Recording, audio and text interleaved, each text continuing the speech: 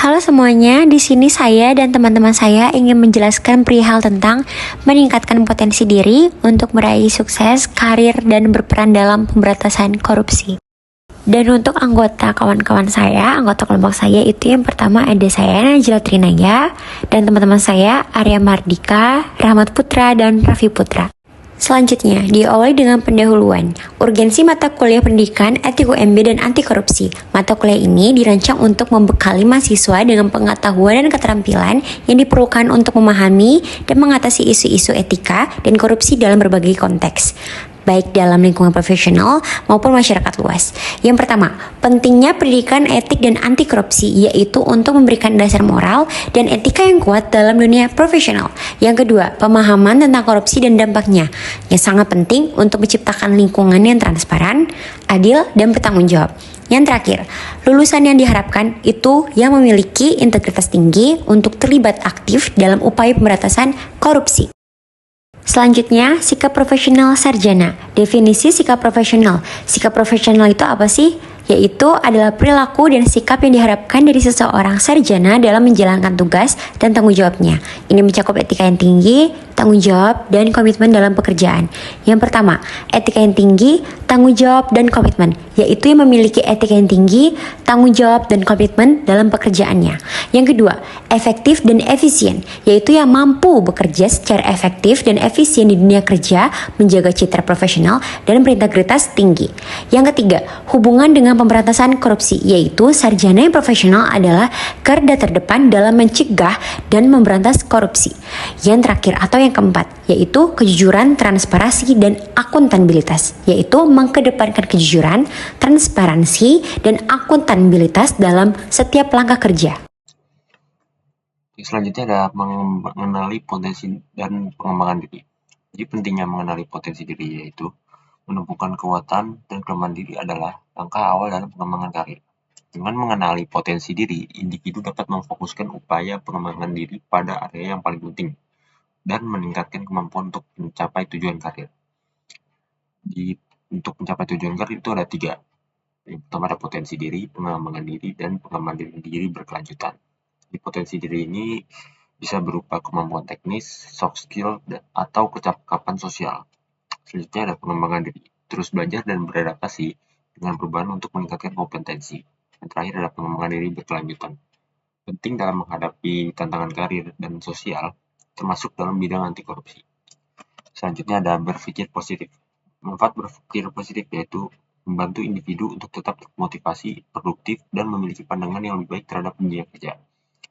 Terus yang kedua ada menghadapi tantangan dalam karir dan pemberantasan korupsi dengan solusi yang konstruktif. Terus selanjutnya ada penerapan berpikir positif dalam karir.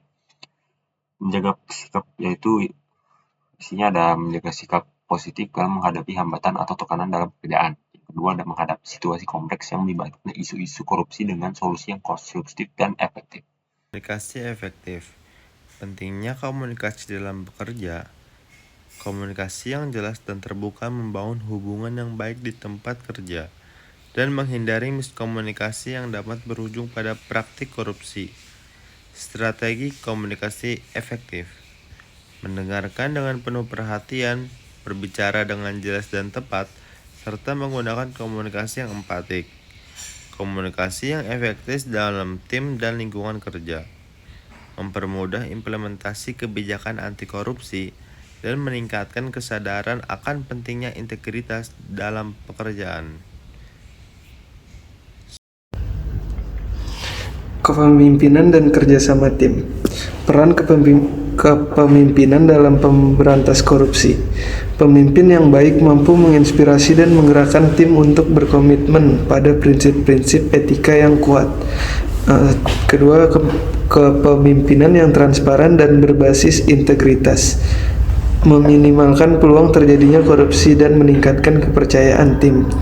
Yang ketiga, kerjasama tim. Kolaborasi yang baik dalam tim membantu mengurangi praktek koruptif dan meningkatkan efisiensi kerja.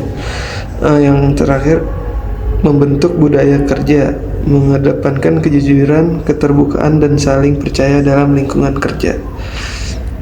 Disiplin dan manajemen waktu. Pertama, pentingnya disiplin dalam karir. Disiplin adalah kunci untuk mencapai kesuksesan dalam karir dan juga dalam pemberantasan korupsi.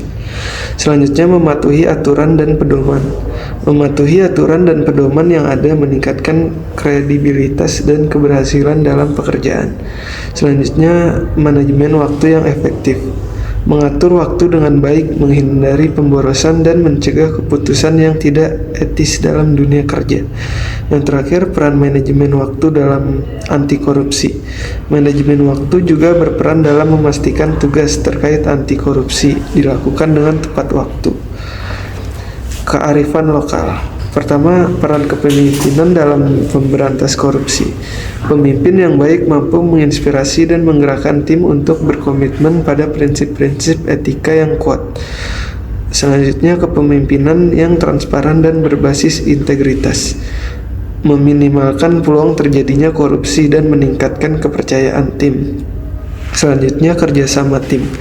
Kolaborasi yang baik dalam tim membantu mengurangi praktek koruptif dan meningkatkan efisiensi kerja. Yang terakhir, membentuk budaya kerja, mengedepankan kejujuran, keterbukaan, dan saling percaya dalam lingkungan kerja. Kesimpulannya, pertama, menghubungkan semua konsep. Pengembangan potensi diri dari sikap profesional sangat penting dalam mencapai kesuksesan karir yang berintegritas. Dengan berpikir positif, berkomunikasi secara efektif, mengembangkan kepemimpinan, dan bekerja sama dalam tim, kita bisa menciptakan dunia kerja yang bebas dari korupsi. Elemen penting, disiplin, manajemen waktu, dan kearifan lokal adalah elemen penting yang mendukung penerapan nilai-nilai di dalam kehidupan profesional. Kurang lebihnya sekian dari kelompok ini. Terima kasih. Wassalamualaikum warahmatullahi wabarakatuh.